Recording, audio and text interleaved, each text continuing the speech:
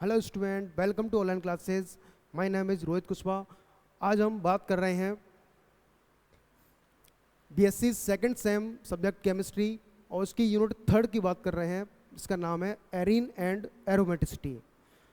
Arene क्या होते हैं, एरोमेटिसिटी क्या होती है और इस प्रकार के कंपाउंड जो होते हैं वो किस प्रकार की रिएक्शन देते हैं। सबसे पहले अपन बात कर लेते हैं कि एरोमेटिसिटी क्या होती है। आज इस लेक्चर में हम एरोमेटिसिटी या एरोमेटिकता क्या होती है, एरोमेटिक कंपाउंड क्या होते हैं और इनमें कौन कौन से विशिष्ट गुण उपस्थित होते हैं, हक्कल का नियम क्या होता है, इनके अकॉर्डिंग एरोमेटिक कंपाउंड कौन से होते हैं, एंटी एरोमेटिक कंपाउंड कौन से होते हैं, नॉन एरोमेटिक कंपाउंड कौन से होते हैं, इन टॉपिकों की अपन बातें आज करेंगे। ठीक है ना, ठीक है। सबसे पहले अपन बात करते हैं एरोमेटिकता। टॉपिक है अपना इसमें क्या, एरोमेटिकता, जिसे हम बोलते हैं एरोमेटिसिटी। एरोमेटिसिटी एरोमेटिसिटी या एरोमेटिकता क्या होती है, इसके बारे में बात करते हैं। देखिए, ऐसे यौगिक जिनमें एरोमेटिकता के विशिष्ट गुण उपस्थित होते हैं एरोमेटिक यौगिक कहलाते हैं, और एरोमेटिक यौगिकों के इस गुण को अपन क्या बोलते हैं, एरोमेटिकता कहते हैं। अब अपन हमने पढ़ा इसमें साहब, एरोमेटिकता के विशिष्ट गुण जिन यौगिकों में उपस्थित होते हैं वो अपने क्या कहलाते हैं, एरोमेटिक यौगिक कहलाते हैं। और एरोमेटिक यौगिकों के इस गुण को अपन क्या बोलते हैं, एरोमेटिकता कहते हैं। तो सबसे पहले अपन बात कर लेते हैं इन विशिष्ट गुणों की कि ये विशिष्ट गुण एरोमेटिक यौगिकों में कौन कौन से होते हैं। तो सबसे पहला एक विशिष्ट गुण है इसमें एरोमेटिक यौगिकों के अंतर्गत कि साहब ये जो यौगिक होते हैं वो एरोमेटिक यौगिक जो होते हैं वो अधिक स्थायी यौगिक होते हैं। ठीक है कि नहीं, और इनकी अनुवादी ऊर्जा जो होती है वो काफ़ी अधिक होती है। ठीक है ना। तो इनकी फर्स्ट प्रॉपर्टी क्या होती है कि साहब ये अधिक स्थायी होते हैं, मतलब मोर स्टेबल होते हैं, अधिक स्थायी। और दूसरे कि साहब इनके अनुवादी ऊर्जा का मान काफ़ी अधिक होता है, तो हाई रेजोनेंस एनर्जी, हाई या higher resonance energy, higher resonance energy, तो उच्च अनुवादी इनकी ऊर्जा होती है। ठीक है ना। तो फर्स्ट प्रॉपर्टी होगी कि साहब इनका स्थायित्व जो होता है, स्टेबिलिटी जो होती है वो काफ़ी अधिक होती है, और इनकी अनुवादी ऊर्जा रेजोनेंस एनर्जी का मान भी क्या होता है, काफ़ी अधिक होता है। सेकंड अपन प्रॉपर्टी की बात करें इसकी एरोमेटिक कंपाउंडों में, तो जितने भी एरोमेटिक कंपाउंड जो होते हैं वो अपने कैसे होते हैं, चक्रीय होते हैं, साइक्लिक, और दूसरे समतली होते हैं। तो इनकी सेकंड प्रॉपर्टी एरोमेटिक कंपाउंड होने के लिए आवश्यक है अपनी कि साहब इस प्रकार के जो कंपाउंड होते हैं वो कैसे होते हैं, अपने साइक्लिक होते हैं, मतलब चक्रीय होते हैं, और दूसरे प्लेनर होते हैं, समतली होते हैं। ठीक, साइक्लिक होते हैं और दूसरे अपने पास ये प्लेनर भी होते हैं। तो ये सेकंड प्रॉपर्टी होगी साहब, इस प्रकार के जो एरोमेटिक कंपाउंड होते हैं वो साइक्लिक और प्लेनर होते हैं। थर्ड प्रॉपर्टी की अपन बात करें इसमें कि साहब थर्ड प्रॉपर्टी इसकी क्या होती है एरोमेटिक कंपाउंडों की, तो इनमें हकल के नियमानुसार 4n+2 पाई इलेक्ट्रॉन उपस्थित होते हैं। इनमें कितने पाई इलेक्ट्रॉन उपस्थित होते हैं, हकल के नियमानुसार या हकल के रूल के अकॉर्डिंग 4n+2 पाई इलेक्ट्रॉन। ठीक है कि नहीं, 4n+2 पाई इलेक्ट्रॉन क्या होते हैं, प्रेजेंट होते हैं इसके अंदर। और तीसरी बात, अच्छा यहाँ पर हकल के रूल्स के अकॉर्डिंग इसमें 4n+2 पाई इलेक्ट्रॉन प्रेजेंट होते हैं, और यहाँ पर n बराबर जो होता है वो होता है अपना 0, 1, 2, 3 आगे इस प्रकार से हो सकता है। ठीक है ना, मतलब कितने पाई इलेक्ट्रॉन होने चाहिए वो हकल के रूल्स में अपन पढ़ेंगे यहाँ पर डिटेल में। तो तीन प्रॉपर्टी अपने पास हो गई कि साहब अधिक स्थायी होते हैं, मतलब मोर स्टेबल होते हैं। सेकंड देखा हमने कि साहब इनकी रेजोनेंस एनर्जी जो होती है वो काफ़ी अधिक होती है। थर्ड हमने सेकंड प्रॉपर्टी देखी हमने कि साहब ये जो कंपाउंड होते हैं वो साइक्लिक होते हैं और प्लेनर भी होते हैं, मतलब समतली भी होते हैं। और क्या देखा हमने इसमें साहब थर्ड प्रॉपर्टी कि इस प्रकार के एरोमेटिक यौगिकों में 4n+2 पाई इलेक्ट्रॉन क्या होते हैं वो उपस्थित होते हैं। ठीक है ना।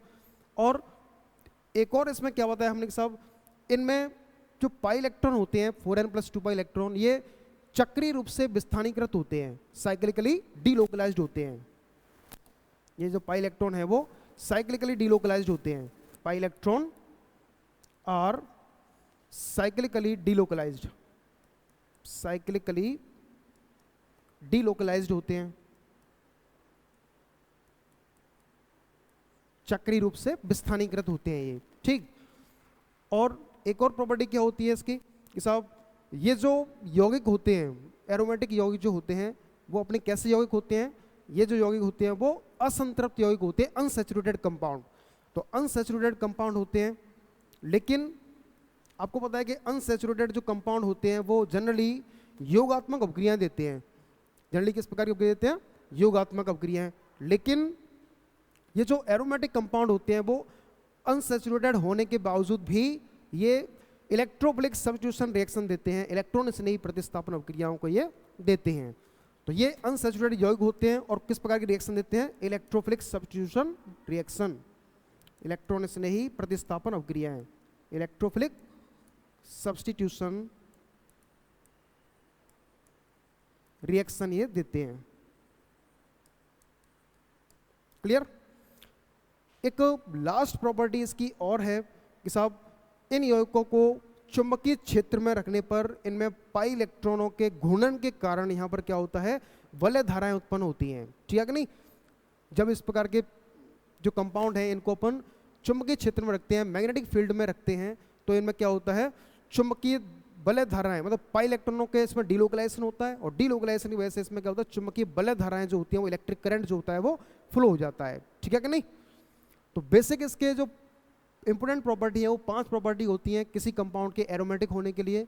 फर्स्ट प्रॉपर्टी, ये कंपाउंड अपने मोर स्टेबल होते हैं, मतलब अधिक स्थायी रहते हैं। दूसरा, इनकी रेजोनेंस एनर्जी जो होती है वो काफ़ी अधिक होती है।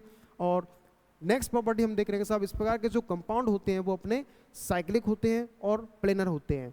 ठीक, इसके बाद नेक्स्ट प्रॉपर्टी हमने एक और देखी कि साहब इस प्रकार के जो कंपाउंड होते हैं इनमें 4n+2 पाई इलेक्ट्रॉन क्या होते हैं? प्रेजेंट होते हैं। 4n+2 पाई इलेक्ट्रॉन में ये हगल का रूल है एरोमेटिक कंपाउंडों के लिए, अपन पढ़ेंगे इसके नेक्स्ट इसके टॉपिक के बाद अपन। तो 4n+2 पाई इलेक्ट्रॉन इसमें प्रेजेंट होते हैं। और अपन बात करें तो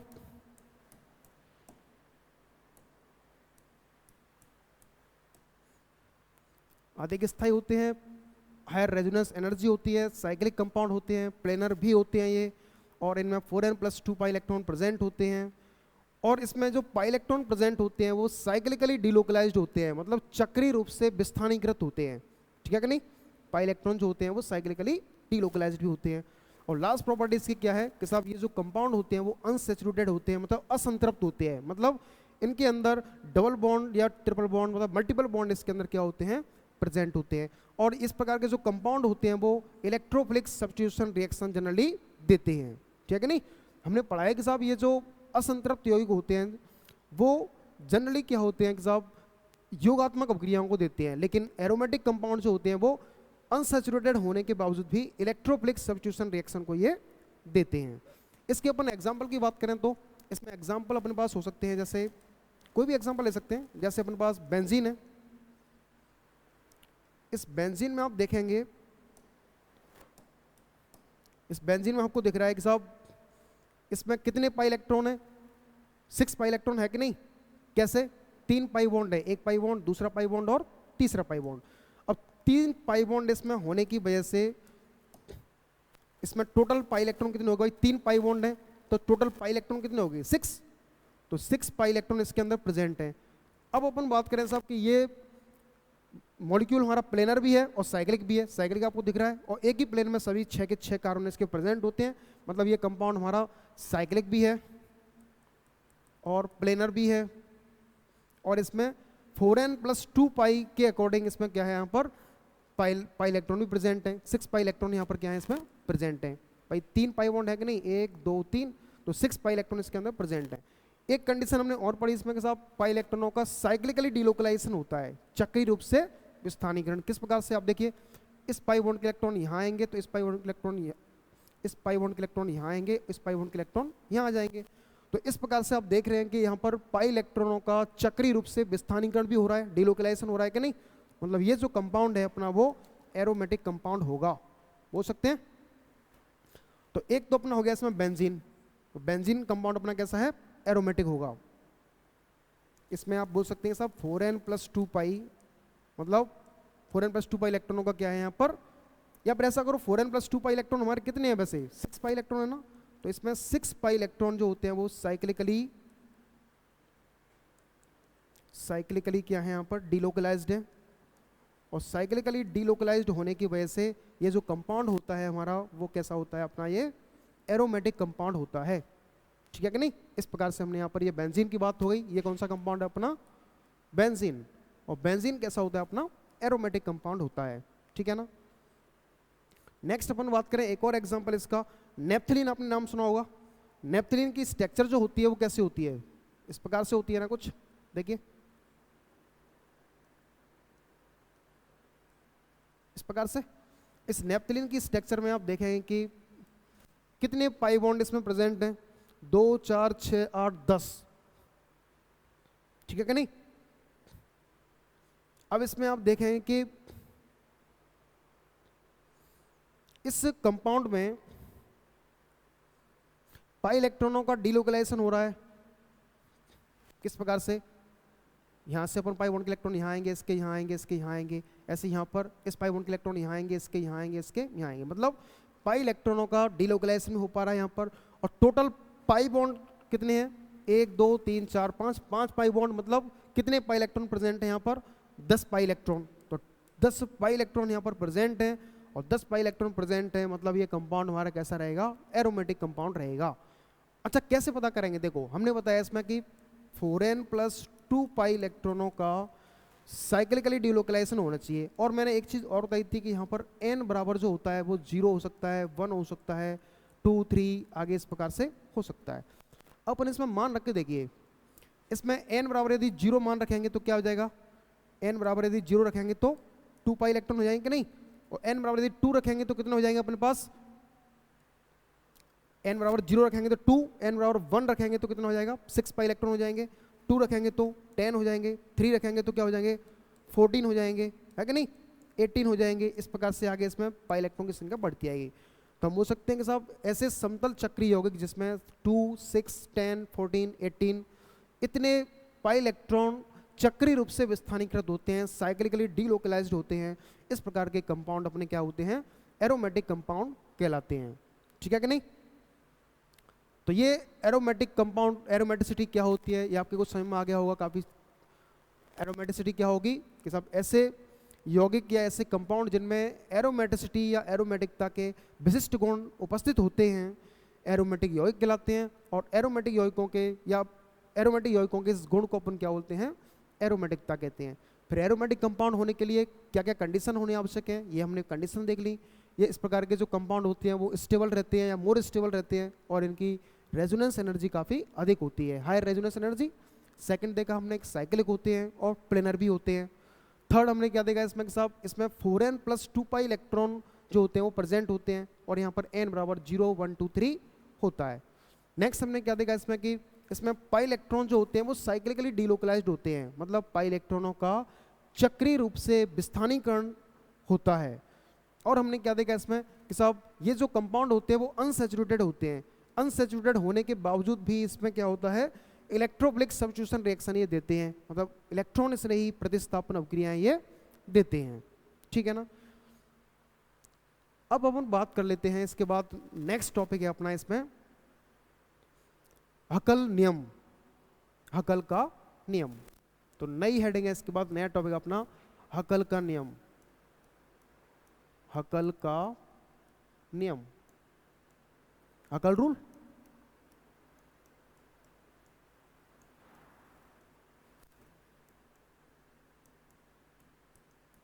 ठीक, हकल रूल।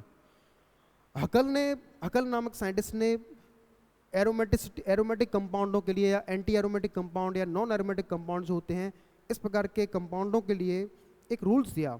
रूल्स क्या था देखिए, सुनिए इसके बारे में।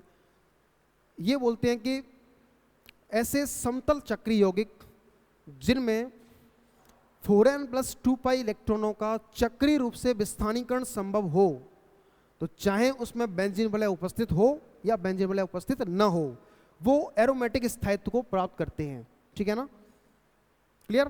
तो इन्होंने रूल्स क्या दिया, अब देखिए इसके अकॉर्डिंग एरोमेटिक कंपाउंड कौन से होते हैं कि ऐसे समतल चक्रीय यौगिक जिनमें 4n + 2 पाई इलेक्ट्रॉनों का चक्रीय रूप से विस्थानीकरण संभव होता है, इस प्रकार के यौगिक हकल के नियमानुसार एरोमेटिक यौगिक कहलाते हैं, ठीक है ना। जैसे यहाँ पर हमारे पास दिखाया कि साहब 4n + 2 पाई इलेक्ट्रॉन का क्या होता है, साइक्लिकली डीलोकलाइजेशन होता है, साइक्लिकली डीलोकलाइजेशन यदि पॉसिबल है तो इस प्रकार के कंपाउंड जो होते हैं वो हकल के अकॉर्डिंग क्या होते हैं, अपने एरोमेटिक कंपाउंड होते हैं, एरोमेटिक कंपाउंड।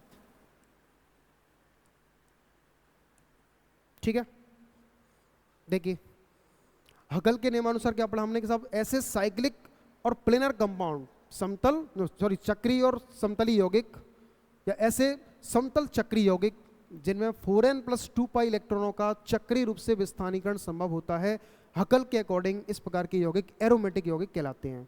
ठीक है ना। अच्छा 4n+2π में यहाँ पर n बराबर कितना होता है, 0 हो सकता है, 1 हो सकता है, 2 हो सकता है, 3 हो सकता है, आगे इस प्रकार से हो सकता है। तो हम इसमें और क्या बोल सकते हैं, हम वैल्यू रख देंगे, यहाँ पर n की वैल्यू रख देंगे, पहले 0 रखेंगे तो कितने पाई इलेक्ट्रॉन आएंगे, 2 आएंगे। यदि 1 रखेंगे तो अपने कितने पाई इलेक्ट्रॉन इसमें होंगे, इसमें 6 होंगे।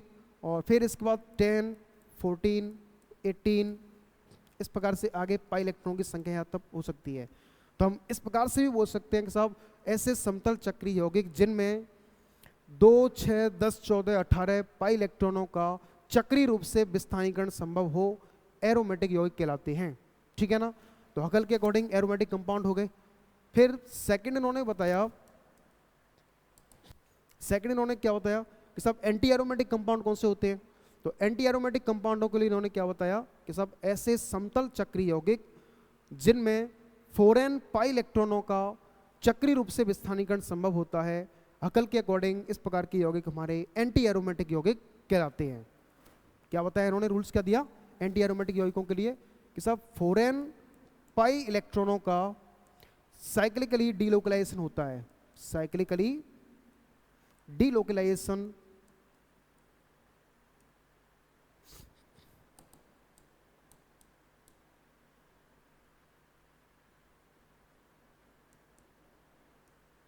साइक्लिकली डीलोकलाइजेशन पॉसिबल होता है। तो इस प्रकार के जो कंपाउंड होते हैं वो हकल के अकॉर्डिंग क्या कहलाते हैं, एंटी एरोमेटिक कंपाउंड कहलाते हैं, एंटी एरोमेटिक कंपाउंड कहलाते हैं। ठीक है ना। देखिए तो ऐसे समतल चक्रीय यौगिक जिसमें 4n पाई इलेक्ट्रॉनों का चक्रीय रूप से विस्थानीकरण साइक्लिकली डीलोकलाइजेशन यदि पॉसिबल होता है तो इस प्रकार के यौगिक जो होते हैं वो एंटी एरोमेटिक कंपाउंड अपने कहलाते हैं। इसमें अपन यहाँ पर n बराबर देखिए कितना होता है, इस प्रकार के रूल्स के लिए n बराबर जो होता है वो 1 हो सकता है, 2, 3, 4 इस प्रकार से आगे इसमें हो सकता है। तो हम यहाँ पर n की वैल्यू इसमें पुट करेंगे तो यहाँ पर कितना हो जाएगा अपने पास, n बराबर यदि 1 रखेंगे तो कितने पाई इलेक्ट्रॉन हो जाएंगे, 4 हो जाएंगे। यदि 2 रखेंगे तो 8 हो जाएंगे। फिर 12, 16, 20 इस प्रकार से पाई इलेक्ट्रॉन हो सकते हैं। तो इसके दूसरी डेफिनेशन क्या दे सकते हैं कि साहब ऐसे समतल चक्रीय यौगिक जिनमें 4, 8, 12, 16, 20 इस प्रकार के पाई इलेक्ट्रॉनों का चक्रीय रूप से विस्थानीकरण संभव होता है, इस प्रकार के यौगिक हगल के नियम के अकॉर्डिंग एंटी एरोमेटिक यौगिक कहलाते हैं। ठीक है कि नहीं।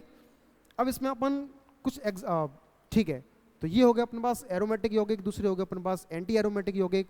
तो इन एरोमेटिक और एंटी एरोमेटिक यौगिक जो होते हैं इनके अलावा मतलब ऐसे कंपाउंड जो न तो एरोमेटिक कंपाउंड और ना ही एंटी एरोमेटिक कंपाउंड के अकॉर्डिंग इसमें पाई इलेक्ट्रॉन प्रेजेंट होते हों, तो इस प्रकार के यौगिक हमारे क्या कहलाएंगे, नॉन एरोमेटिक कंपाउंड। मतलब ना तो वो इस नियम की पालना करते हो ना ही वो इस नियम की पालना करते हो, इन दोनों में से किसी की पालना नहीं करते हो, उसमें इनके अकॉर्डिंग इलेक्ट्रॉन नहीं हो, तो इस प्रकार के यौगिक जो होते हैं अपने वो नॉन एरोमेटिक यौगिक कहलाते हैं। मतलब ना तो वो 4n+2π इलेक्ट्रॉनों का नियम का पालना कर रहे हो और ना ही वो 4n पाई इलेक्ट्रॉनों के नियम का पालना कर रहे हो, तो इस प्रकार के यौगिक अपने क्या कहलाएंगे, anti aromatic non aromatic compound कहलाते हैं।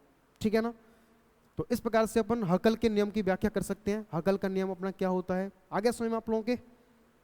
ठीक, एरोमेटिक कंपाउंड कौन, इसकी हमने प्रॉपर्टी पढ़ ली कि साहब एंटी एरोमेटिक कंपाउंड जो होते हैं उनके लिए विशिष्ट गुण हमारे पास ये 5 होते हैं।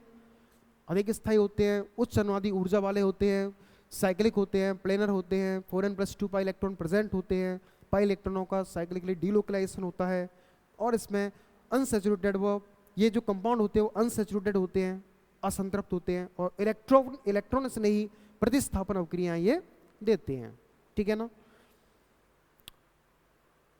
तो आज के लेक्चर में इतना ही। नेक्स्ट इससे आगे की बात अपन नेक्स्ट लेक्चर में बात करते हैं। चैनल को सब्सक्राइब करिए, लाइक करिए और कमेंट भी कीजिए, ठीक है। Thank you.